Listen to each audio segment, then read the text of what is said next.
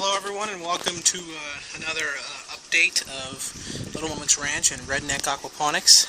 We're going to head into the greenhouse. Got a little change in the system here.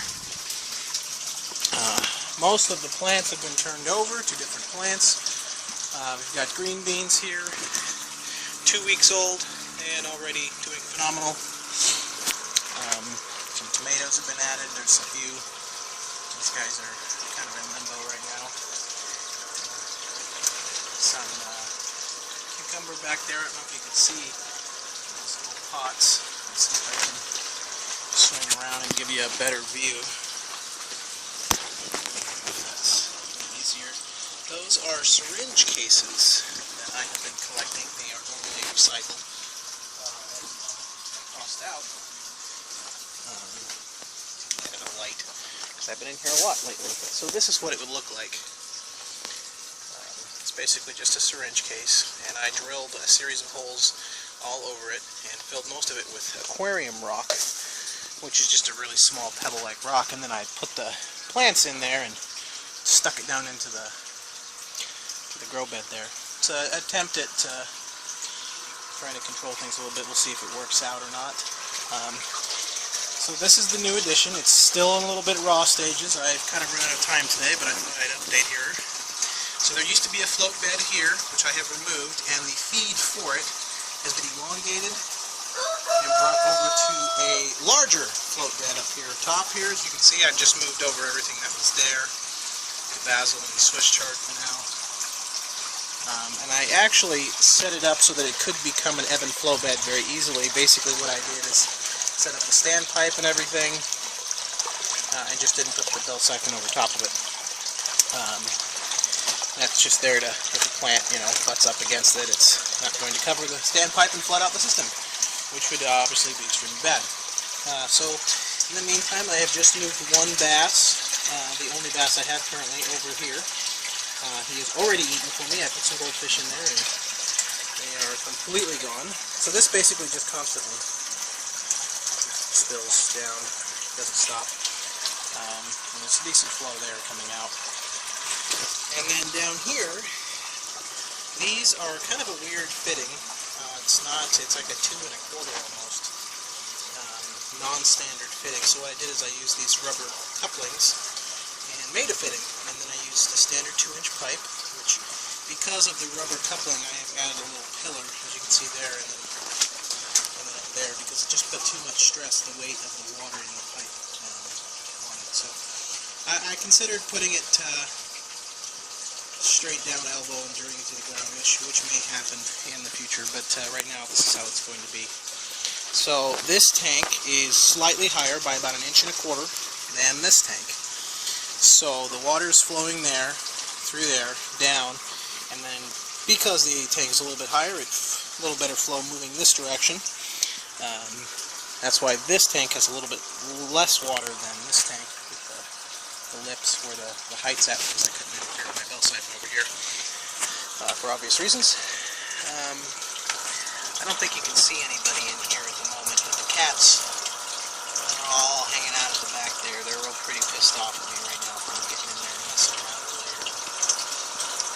Messing with the bass and getting on in. So anyway, so this system did not change. There's the original pipe that fed out to that original float bed, and it's basically all I did is this came here and then went that way. I just eliminated that section and directly brought it this way.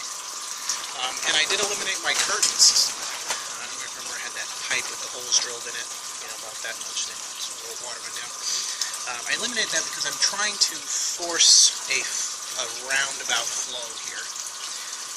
It's not really working as well as I'd like it to right now, but it's sort of working. Anyway, so I did put a little bell valve on there just in case I needed to slow it down, which I haven't. And it doesn't really seem to have affected the swirl at all. It's staying right where I like it to stay, just above the lip there. Nice swirl effect. Not too much down in there at the moment. Just the algae, the usual. Looks like we're going to get green beans here pretty soon. Get some nice flowers coming in there. The ambient temperature in here right now is 80 degrees. It is very windy today, and let's check the tank temperature. I would assume it's probably around 70.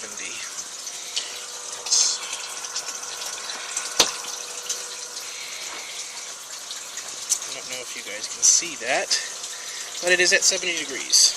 I don't know any angle that I can give that so that you can actually see it. But yeah, it is at 70 degrees right now, which is a nice happy temperature for our fish friends.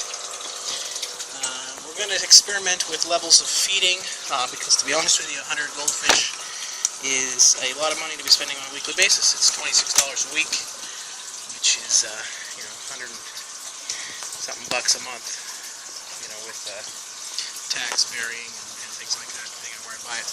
So that's a lot of money to feed right now. So these guys are pretty big. They can handle going a few days without food. These is an interesting thing. I don't know if you can see that. These all of a sudden start floating in the system. I'm not exactly sure what that is. I suspect it's some kind of power bait that one of the fish has just either pooped out. I found another one the other day. They're very spongy, rigid. They look to me like those power bait worms that you can buy. I suspect either one of the fish regurgitated it and or possibly excremented it out. I'm not entirely sure.